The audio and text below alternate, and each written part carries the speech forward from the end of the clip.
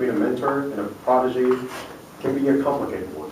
Mentors often assume that their proteges want to become their clones, and the proteges often assume that they know as much more or more than their mentors. This evening, Lloyd Smith will complete Level 2 in the Presentation Mastery Path with Project 3, Introduction to Toastmasters Mentoring. The project deals with ways that mentors and proteges should work together to benefit each other. And Lloyd will discuss the fairly recent experience he had as a protege in the specialized form of mentoring and coaching. Lloyd Smith, send me in, coach.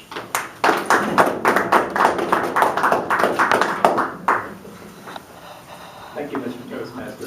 Fellow Toastmasters, this is another one of those very interesting and somewhat difficult projects in the pathway system, an introduction to Toastmasters mentoring.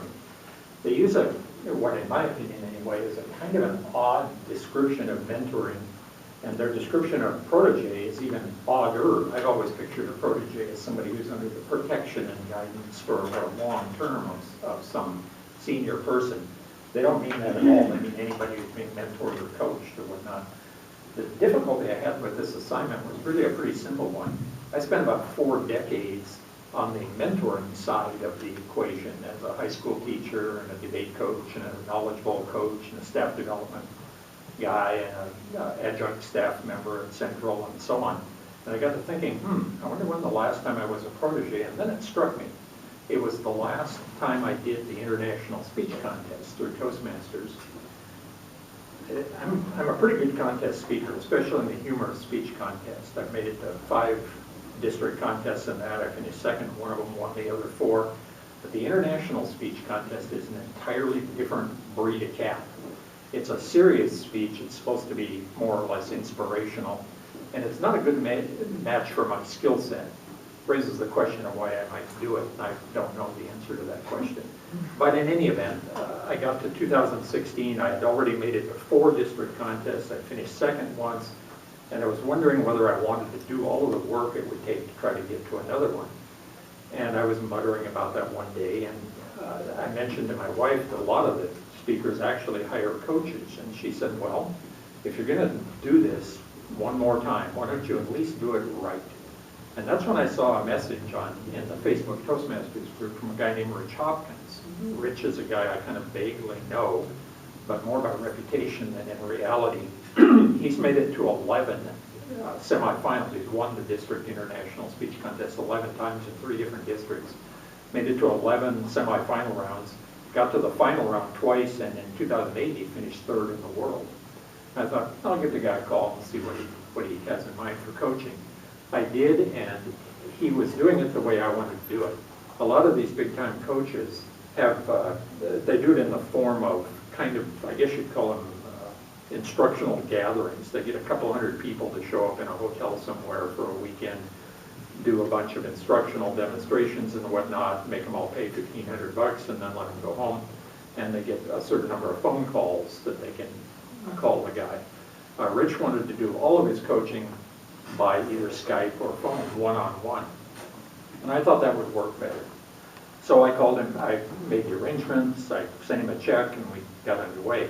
The first thing was the speech itself, the structure of the speech. I had a concept, but I hadn't written the speech yet because I didn't want to put the work into it on the chance I might not be in the contest. So Rich said, well, why don't you type up a draft and send it to me and I'll look it over. So I sat down, typed up a draft, and emailed it to him right then. He was a little startled that it came in an hour. But I can write. My academic background is that I have a master's degree in rhetorical theory and composition studies. So making words is not an issue. In fact, you might argue that I make too many of them. But in any event, I sent him a draft. He called me up. We talked about it. And he gave me some extremely valuable advice based on his experience at the top levels of this contest. They were relatively minor things, but they made a big difference in the speech, the structure of the speech. One of them was the use of what are called triads. And those are triple or parallel things that are tripled. Julius Caesar's I came, I saw, I conquered is the most common one.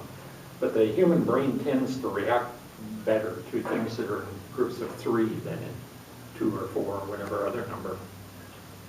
Once we had the speech together, I didn't change it anymore after that. But then came the delivery problem.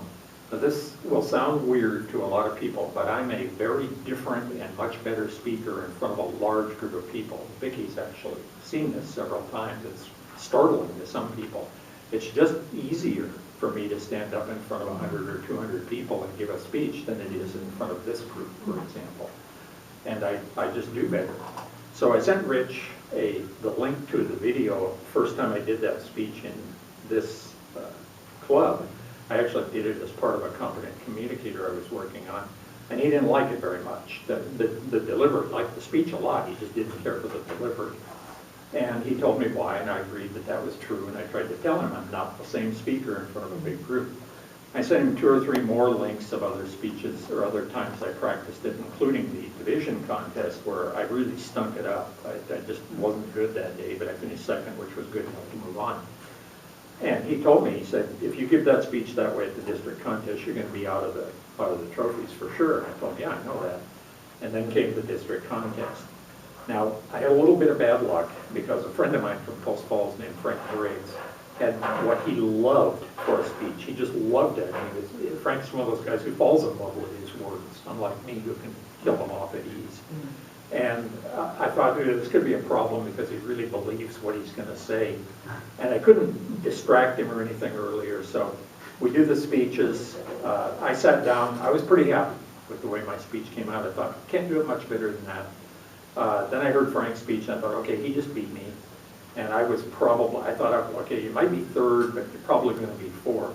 When the trophies were announced, it turned out I was second. And lots of people there thought that was very, very close. I think you were one of them, Mickey. I agreed with the judges. A couple days later, I sent Rich, my coach, the link to the video of that final speech. We watched it several times in parallel. He lives in Denver, so we were watching it online at the same time. And he told me something that I think is probably true. He said, in a really close contest, a high-energy delivery is going to beat good writing because the high-energy delivery is much more obvious than the good writing is. You know, nobody who hears the speech is reading the manuscript. They're just hearing the speech. And that was correct. Now, what did I learn from all of this? Well, I learned that having a good coach really pays off, and Rich was really good. I easily got my money's worth. I ended up with a better speech at the contest, and I felt better about the speech than I would have had I not worked with him. And so it was really an interesting thing. And when I was reading through the project description, it made me think about what that experience had been like. And it really does behoove one to think a little bit about that mentor-mentee relationship. And there's some pretty good advice in here, which I'm not supposed to talk about. It specifically says not to describe the contents of the project during this speech. So I won't, Mr. Dustin.